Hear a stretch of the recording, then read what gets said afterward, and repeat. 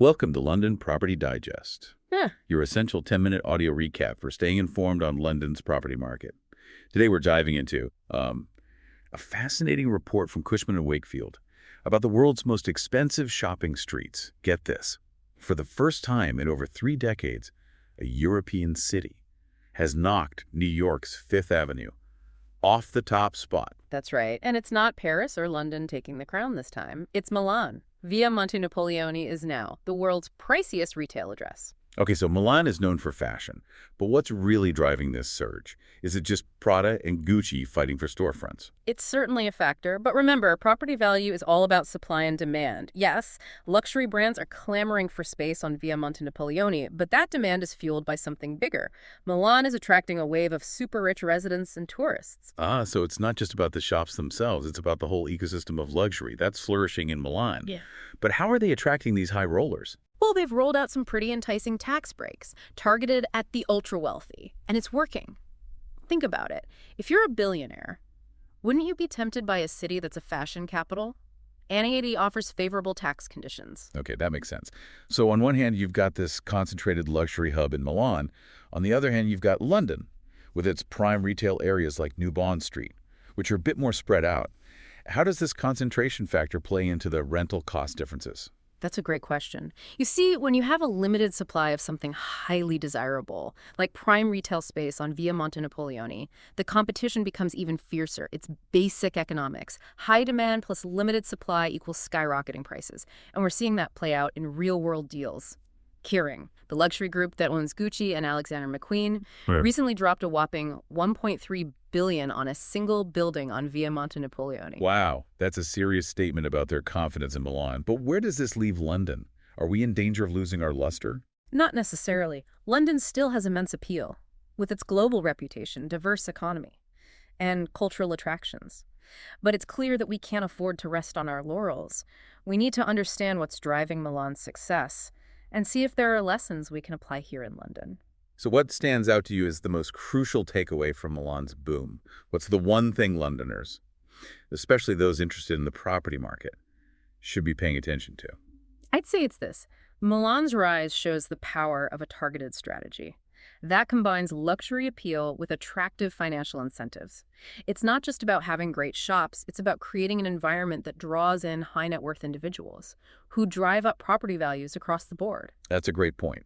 So while Milan is celebrating its victory lap, London needs to be asking itself, how do we maintain our edge in this evolving global landscape? And more importantly, what does this mean for you, our listener? As someone invested in London's property market, stay tuned, because in Part 2 we'll delve deeper into London's strengths and weaknesses and explore some potential strategies for the future. Welcome back to our deep dive into the changing landscape of luxury retail. In Part 1, we explored Milan's Via Monte Napoleone, the world's new most expensive shopping street, and the factors driving its success. We also touched upon some of the questions this raises for London, which has always been a major player in the luxury market. So let's shift our focus now to our home turf. What are London's strengths when it comes to attracting investment and maintaining property values? Well, London has a long history of being a global financial center. We've got a stable political system, a strong legal framework, and a highly skilled workforce. These factors attract businesses and investors from all over the world, and they underpin the strength of our property market. That's true. And let's not forget London's incredible cultural scene. We have world-class museums, theaters, art galleries, and a vibrant nightlife. These factors contribute significantly to London's appeal as a place to live, work, and visit. Absolutely. And London's diversity is another major asset. We have a wide range of neighborhoods, each with its own unique character and appeal. This diversity creates a dynamic and cosmopolitan atmosphere that is hard to replicate. Okay, so London has a lot going for it. But we also need to be honest about the challenges we face. What are some of the weaknesses that could hinder London's ability to compete on the global stage, particularly in the luxury market? One of the biggest challenges facing London is affordability. Housing costs, in particular, have become increasingly prohibitive for many people. This is not just an issue for individuals. It also makes it difficult for businesses to attract and retain talent. That's a good point.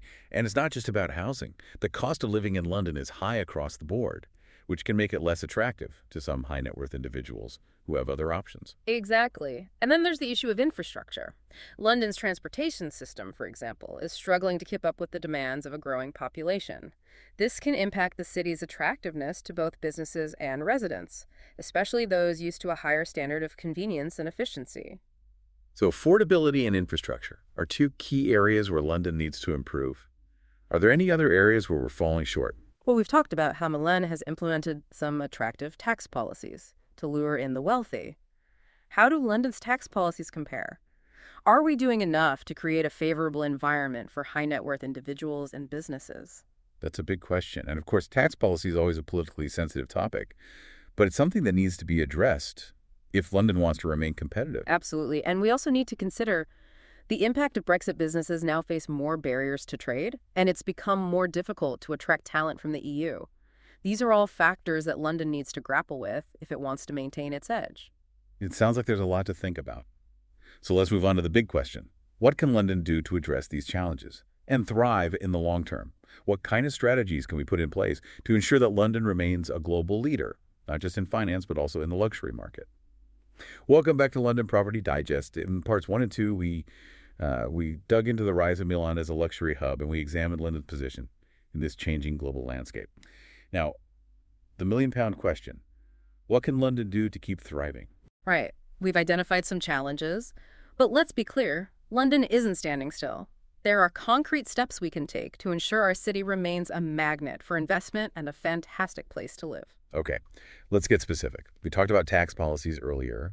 Some argue that London needs to adjust its tax system to be more competitive and attract foreign investment, especially from the ultra-wealthy.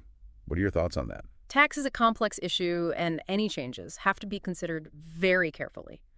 Lowering taxes could encourage investment, but we also need to protect funding for essential public services and ensure fairness across society. So it's about finding the right balance, not just making sweeping changes.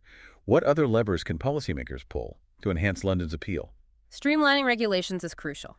Obtaining planning permission and navigating other bureaucratic processes can be a real headache in London. Simplifying these procedures could make the city far more attractive to businesses and developers who want to move quickly and efficiently. That makes sense. Time is money, and cutting through red tape could be a major win. We also talked about infrastructure.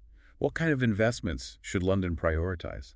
London's transportation system needs serious attention. We need to improve public transport options, expand digital connectivity, and modernize our utilities. These are big, expensive projects, but they're essential if we want to remain a world-class city. Those are big-ticket items. Where would the funding for these projects come from? It will require a combination of public and private investment. Public-private partnerships can be a very effective way to finance large-scale infrastructure projects, and we've seen successful examples of this model in the past. Okay, so it's not just about the government footing the bill. Private investors can also play a key role. Beyond the bricks and mortar of infrastructure, how can we foster innovation? London has a reputation as a creative hub, but how do we stay ahead of the curve? Supporting research and development is crucial. This includes funding for universities, research institutions, and startup incubators. London needs to attract and retain top talent in fields like technology, science, and engineering. And that means creating an environment where these brilliant minds can flourish. So it's not just about buildings and transport. It's about fostering a culture of creativity and innovation. But what about something that affects everyone in London: housing? It's no secret that our housing market is incredibly expensive. How can we ensure that people who live and work here can actually afford to stay? Increasing the supply of affordable housing is essential, and it requires a multifaceted approach. We need to build new homes on brownfield sites, encourage higher density development in appropriate areas, and incentivize developers to include affordable units in their projects. This is a complex challenge, but it's one we absolutely have to address. It sounds like there's no single solution, but rather a combination of actions that need to work together. Exactly. There's no magic bullet.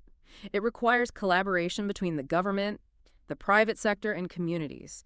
Everyone has a role to play in ensuring London's future success. As we wrap up this deep dive, what's the key message you want listeners to take away? London faces challenges without a doubt, but we also have incredible assets.